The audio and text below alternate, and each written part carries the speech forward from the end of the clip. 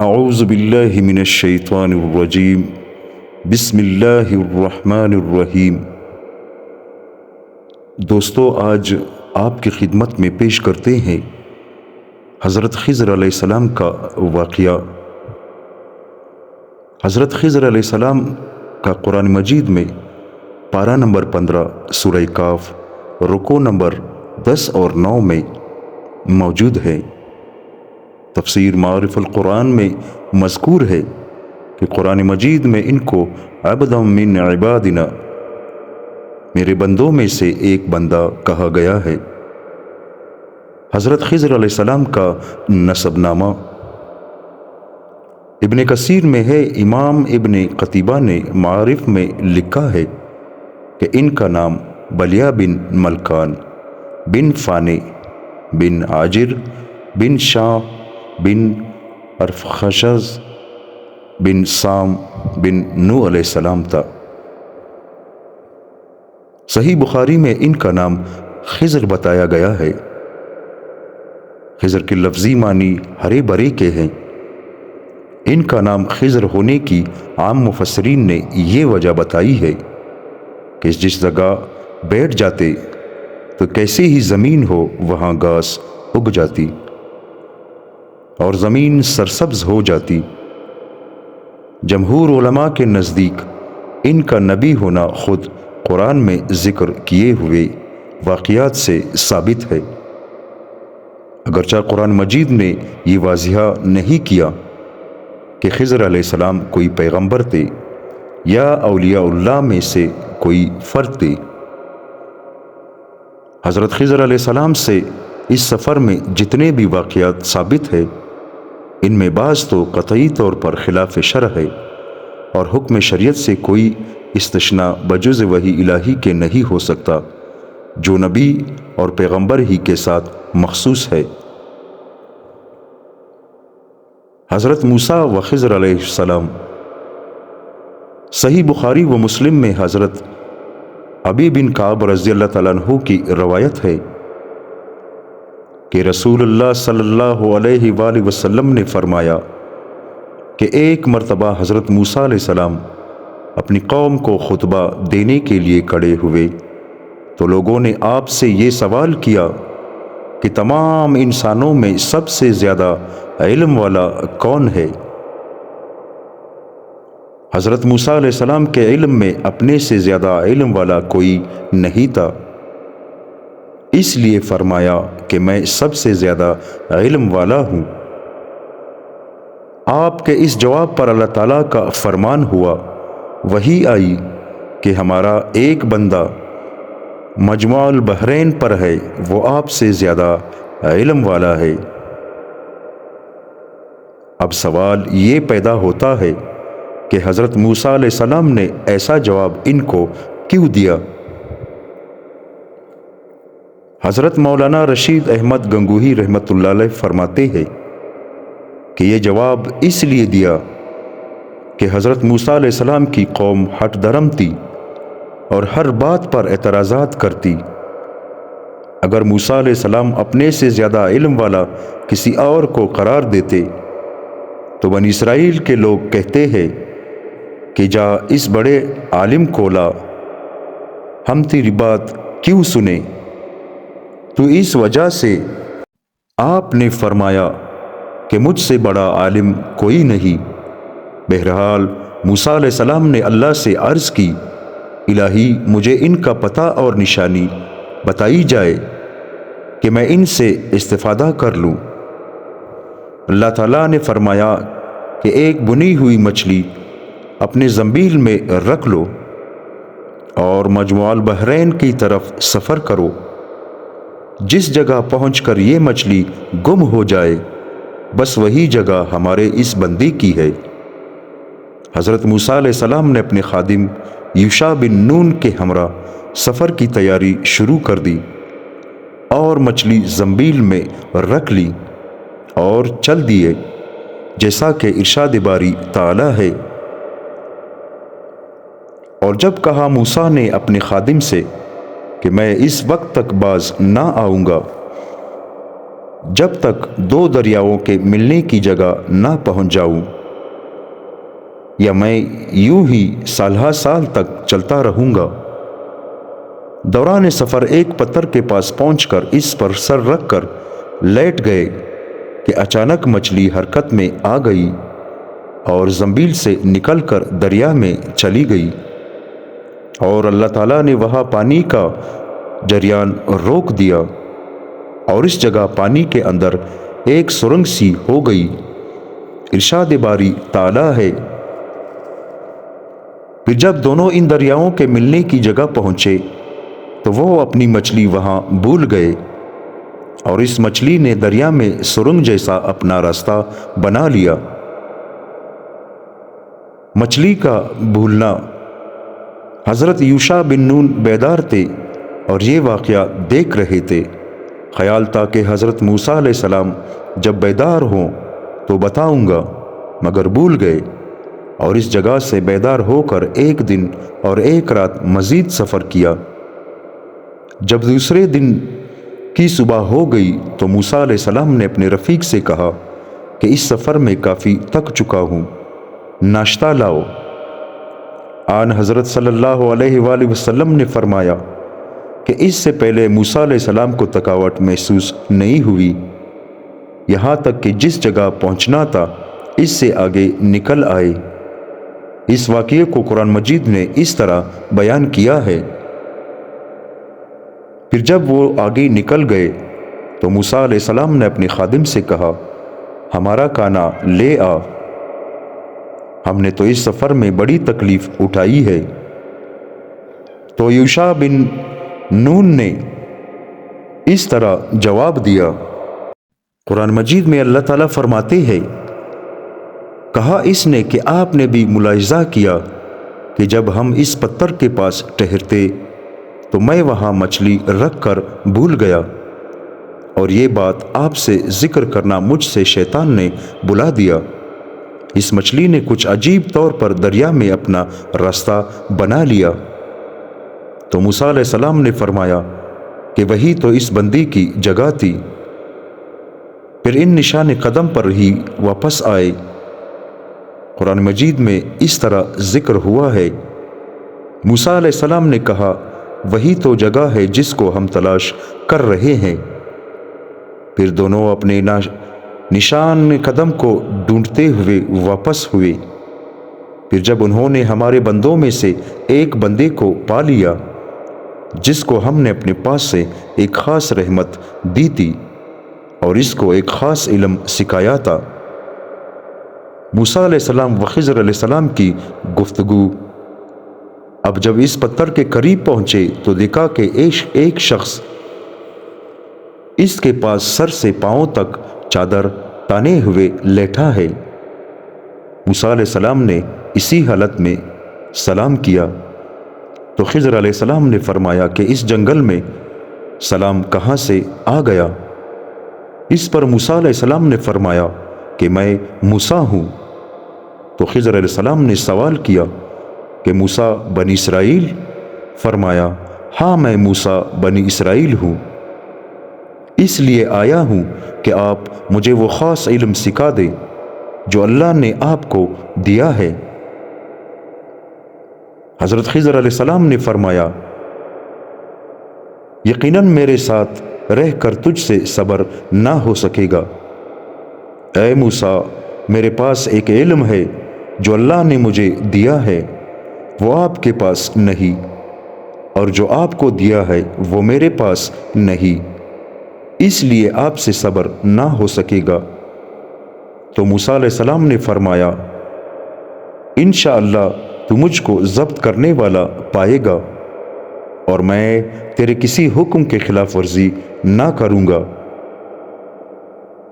حضرت خضر علیہ السلام نے فرمایا کہ اگر آپ میرے ساتھ چلنے کو تیار ہے تو کسی معاملے کے متعلق مجھ سے سوال مت پوچھنا جب تک میں آپ کو اس کی حقیقت نہ بتاؤں۔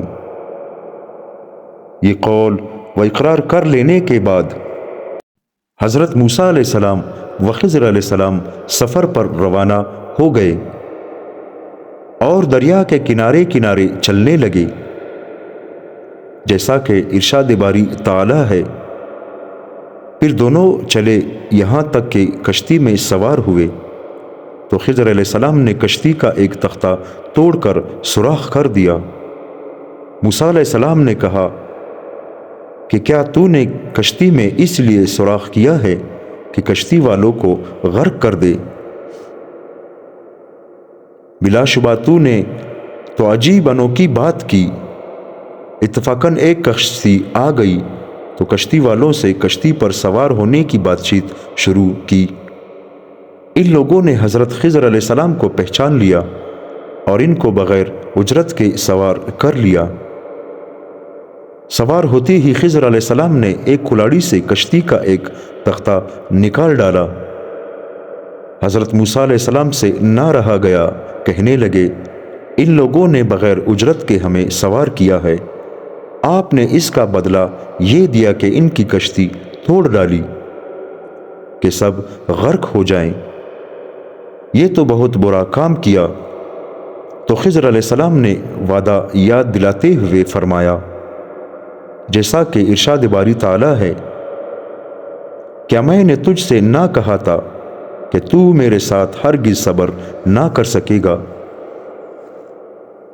تو حضرت موسیٰ علیہ السلام نے عذر کیا کہ میں اپنا وعدہ بھول گیا تھا، اس بھول پر آپ سخت گیری نہ فرمائیں، جیسا کہ ارشاد باری تعالی ہے۔ موسیٰ علیہ السلام نے کہا کہ میں بھول گیا تھا، اس پر مواخذہ نہ کر اور میرے اس کام میں مجھ پر دشواری نہ ڈال۔ رسول اللہ صلی اللہ علیہ وآلہ وسلم نے یہ واقعہ نقل کرنے کے بعد فرمایا کہ موسیٰ علیہ السلام کا پہلا اعتراض خضر علیہ السلام پر بھول سے ہوا تھا، دوسرا بطور شرط کے اور تیسرا قصدن تھا۔ اسی اثناء میں ایک چڑیا آئی اور کشتی کے کنارے پر بیٹھ کر اس نے دریا میں سے ایک چونچ بھر پانی لیا۔ حضرت خضر علیہ السلام نے موسیٰ علیہ السلام کو مخاطب کر کے فرمایا کہ ہم دونوں کا علم مل کر بھی اللہ کے علم کے مقابلے میں اتنی حیثیت بھی نہیں رکھتا جتنی اس چڑیا کی چونچ کے پانی کو اس سمندر کے ساتھ ہے۔ اللہ تعالیٰ فرماتے ہیں قرآن مجید میں، پھر دونوں روانہ ہوئے یہاں تک کہ ایک لڑکے سے ملے، تو خضر علیہ السلام نے اس کو قتل کر دیا۔ موسیٰ علیہ السلام نے کہا کہ کیا تو نے بغیر کسی جان کے بدلے ایک بے گناہ جان کو مار ڈالا؟ بے شک تو نے بے جا بات کی۔ پھر کشتی سے اتر کر دریا کے کنارے چلنے لگے۔ اچانک خضر علیہ السلام نے ایک لڑکے کو دیکھا کہ دوسرے لڑکوں میں کھیل رہا ہے۔ خضر علیہ السلام نے اپنے ہاتھ سے اس لڑکے کا سر تن سے جدا کر دیا۔ تو موسیٰ علیہ السلام نے فرمایا کہ آپ نے ایک معصوم جان کو بغیر کسی جرم کے قتل کر دیا، یہ تو آپ نے بڑا ہی گناہ کیا۔ خضر علیہ السلام نے پھر وعدہ یاد دلایا اور فرمایا، قرآن مجید میں ارشاد ہے، کیا میں نے تجھے نہیں کہا تھا کہ میرے ساتھ رہ کر تجھ سے صبر نہ ہو سکے گا؟ موسیٰ علیہ السلام نے دیکھا کہ یہ معاملہ پہلے سے بھی زیادہ سخت ہے، اس لیے فرمایا، اس کے بعد آپ سے کوئی بات پوچھی تو آپ مجھے اپنے ساتھ سے الگ کر دینا۔ قرآن مجید میں اس طرح ذکر ہوا ہے، اگر میں اس کے بعد تجھ سے پوچھوں تو مجھ کو اپنے ساتھ نہ رکھنا، بلا شبہ تو نے میری طرف سے عذر قبول کرنے کی انتہا کر دی۔ اس کے بعد پھر سفر شروع کیا، یہاں تک کہ ان کا گزر ایک گاؤں پر ہوا۔ انہوں نے گاؤں والوں سے درخواست کی کہ ہمیں مہمان رکھ لے۔ گاؤں والوں نے انکار کر دیا۔ انہوں نے دیکھا کہ ایک دیوار گرنے والی ہے، تو حضرت خضر علیہ السلام نے اپنے ہاتھ سے اس دیوار کو سیدھا کھڑا کر دیا۔ حضرت موسیٰ علیہ السلام نے فرمایا کہ تعجب ہے کہ ہم نے ان لوگوں سے مہمانی چاہی، انہوں نے انکار کر دیا اور آپ نے ان کا اتنا بڑا کام بغیر کسی اجرت کے کر دیا۔ قرآن مجید نے اس واقعے کو اس طرح ذکر کیا ہے، پھر دونوں چلے یہاں تک کہ ایک گاؤں والوں پر پہنچے تو ان سے کانا طلب کیا، مگر ان گاؤں والوں نے مہمان نوازی سے انکار کیا۔ پھر ان دونوں نے گاؤں میں ایک دیوار دیکھی جو گرنا چاہتی تھی۔ خضر علیہ السلام نے اس کو سیدھا کر دیا۔ اس پر موسیٰ علیہ السلام نے کہا کہ اگر آپ چاہتے تو اس دیوار کی درستگی پر ان گاؤں والوں سے کچھ مزدوری لے لیتے۔ حضرت خضر علیہ السلام نے وعدے کے مطابق موسیٰ علیہ السلام سے فرمایا۔ قرآن مجید میں اس طرح ذکر ہے، اس وقت میرے اور تیرے درمیان علیحدگی ہوتی ہے، میں تجھ کو ان چیزوں کی صحیح حقیقت سے آگاہ کر دیتا ہوں جن پر تجھ سے صبر نہ ہو سکے گا۔ پہلا واقعہ کشتی تھا۔ حضرت خضر علیہ السلام نے فرمایا، وہ کشتی چند مسکینوں کی تھی۔ کعب الاحبار سے منقول ہے کہ یہ 10 بھائی تھے، جن میں 5 اپاہج معذور تھے اور 5 محنت مزدوری کر کے سب کے لیے معاش کا بندوبست کرتے تھے، اور ان کی مزدوری یہ تھی کہ دریا میں کشتی چلاتے اور اس کا کرایہ حاصل کرتے تھے۔ قرآن مجید نے اس طرح بیان کیا ہے، وہ جو کشتی تھی وہ چند غریب آدمیوں کی تھی جو دریا میں اس سے محنت مزدوری کرتے تھے۔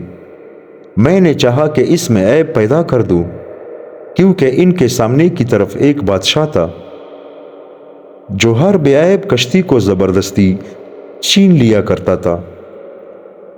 علامہ بغوی رحمۃ اللہ علیہ فرماتے ہیں، ابن عباس رضی اللہ تعالیٰ عنہ سے نقل کرتے ہیں کہ یہ کشتی جس طرف جا رہی تھی وہاں ایک ظالم بادشاہ تھا جو ادھر سے گزرنے والوں کی کشتیوں زبردستی چھین لیتا تھا۔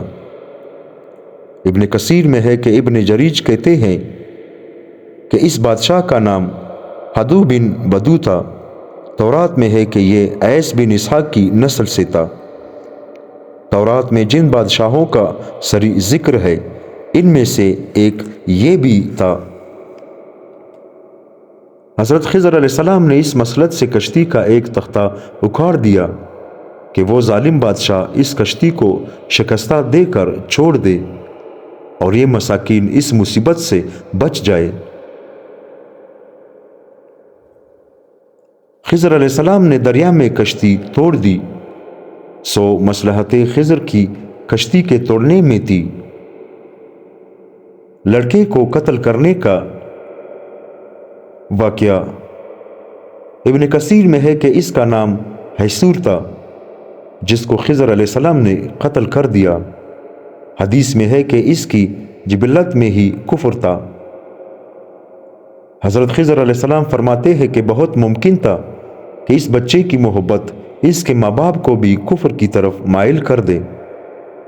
حضرت قتادہ رضی اللہ تعالیٰ عنہ فرماتے ہیں کہ اس کی پیدائش سے اس کے والدین بہت خوش ہوئے اور اس کی ہلاکت سے بہت غمگین ہوئے۔ معارف القرآن میں ہے کہ حضرت خضر علیہ السلام نے بیان فرمایا کہ ہمیں خطرہ تھا کہ یہ لڑکا بڑا ہو کر اپنے نیک اور صالح والدین کو ستائے گا اور کفر میں مبتلا ہو کر والدین کے لیے ایک فتنہ بنے گا۔ اس کی محبت میں والدین کا ایمان بھی خطرے میں پڑ جائے گا، جیسا کہ ارشاد باری تعالیٰ ہے،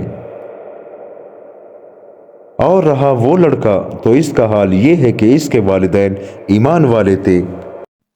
ہم اس بات سے ڈرے کہ کہیں یہ ان والدین پر سرکشی اور کفر کا اثر نہ ڈال دے، لہٰذا ہم نے چاہا کہ ان کا رب ان کو اس لڑکے کے بجائے کوئی ایسی اولاد دے جو پاکیزگی میں اس مقتول سے بہتر اور رحم کرنے میں اس سے بڑھ کر ہو۔ ابن کثیر میں ہے کہ حضرت خضر علیہ السلام فرماتے ہیں کہ ہم نے چاہا کہ خدا انہیں ایسا بچہ دے جو بہت پرہیزگار ہو اور جس پر والدین کو زیادہ پیار ہو، یا یہ کہ جو ماں باپ کے ساتھ نیک سلوک کرے۔ معارف القرآن میں ہے کہ ابن ابی شیبہ، ابن منظر و ابن ابی حاتم نے بروایت عطیہ نقل کیا ہے کہ مقتول لڑکے کے والدین کو اللہ تعالیٰ نے اس کے بدلے میں ایک لڑکی عطا فرمائی جس کے بطن سے ایک نبی پیدا ہوا۔ اور ابن عباس کی ایک روایت ہے کہ اس کے بطن سے 2 نبی پیدا ہوئے، اور بعض روایات میں ہے کہ اس کے بطن سے پیدا ہونے والے نبی کے ذریعے اللہ نے ایک بڑی امت کو ہدایت فرمائی۔ دیوار کو بنانے کا واقعہ اللہ تعالیٰ قرآن مجید میں فرماتے ہیں، اور رہی وہ دیوار تو وہ گاؤں کے 2 یتیم بچوں کی تھی، اور اس کے نیچے ان کا مال مدفون تھا، اور ان کا مرحوم باپ ایک نیک آدمی تھا، اس لیے تیرے رب نے اپنی رحمت سے چاہا کہ یہ دونوں یتیم اپنی جوانی کو پہنچ جائے اور اپنا خزانہ خود نکال لے۔ جیسا کہ آیات سے ظاہر ہو گیا ہے کہ اس دیوار کے نیچے یتیم بچوں کے لیے ان کے والد کا دفن کیا ہوا خزانہ تھا۔ تفسیر معارف القرآن میں ہے کہ حضرت ابو درداء رضی اللہ تعالیٰ عنہ نے رسول اللہ صلی اللہ علیہ وآلہ وسلم سے یہ روایت کیا ہے کہ وہ سونے اور چاندی کا ذخیرہ تھا۔